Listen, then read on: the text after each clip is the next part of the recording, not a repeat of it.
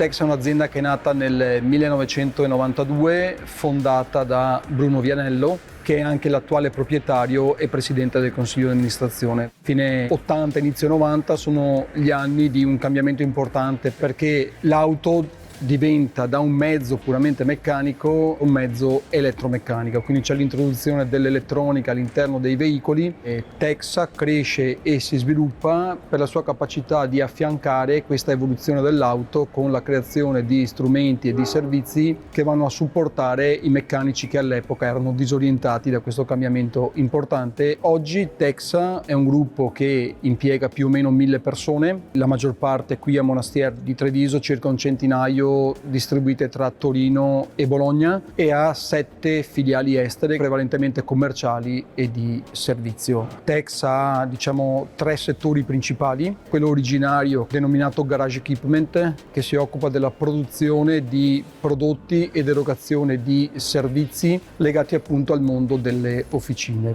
Abbiamo una scuola di formazione, quindi Texa cerca di creare i meccatronici del futuro supportandoli nell'acquisizione delle competenze. Abbiamo un settore della telemobility, quindi strumenti e servizi per le flotte aziendali. L'ultimo settore nato in Texa è il settore denominato e-powertrain, quindi si occupa sostanzialmente dell'elettrificazione delle supercar, la Revuelto e la Temerario, che sono le 2 ibride di Lamborghini, montano oggi 2 inverter e una centralina prodotte da Texa e prodotte qui a Monastier. Lo slogan che Texa utilizza è: semplifichiamo il presente, anticipiamo il futuro. Questo indica il fatto che Texa fa dell'innovazione la propria forza, ed è un'innovazione che mette a servizio della semplificazione del lavoro di tutti i giorni in officina.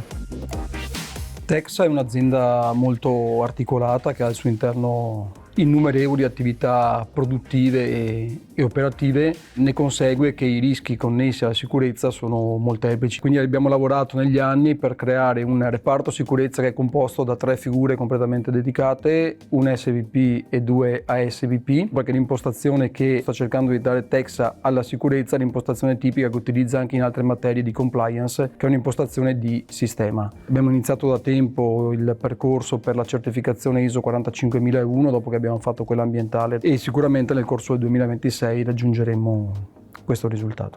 Vega per noi è un partner importante e affidabile. Nel 2025 abbiamo fatto con Vega più di 1100 ore di formazione. Texa si rivolge a Vega per corsi che sono un po' più specializzati, quindi per il rischio alto, per gli spazi confinati. Texa sceglie Vega anche per la parte di consulenza con Vega Engineering, per smarcare tematiche relative per esempio ad alcune linee produttive che andavano risistemate, e con Vega siamo riusciti a fare un percorso che ci ha messo tranquilli dal punto di vista della sicurezza. Per la formazione sicuramente c'è un catalogo vasto, direi praticamente infinito, e una disponibilità molto ampia anche dal punto di vista degli orari, del numero di corsi. E poi scegliamo Vega per la professionalità e la competenza dei docenti. E questo non è facile da trovare, soprattutto su tematiche complesse. Quali sono le tematiche portate in ambito sicurezza? Io vengo per accrescimento delle mie competenze dal corso che ho fatto modulo B per RSVP, e ho incontrato in queste 48 ore di corso una decina di docenti, e tutti sono stati estremamente professionali, estremamente bravi nell'esposizione, estremamente competenti.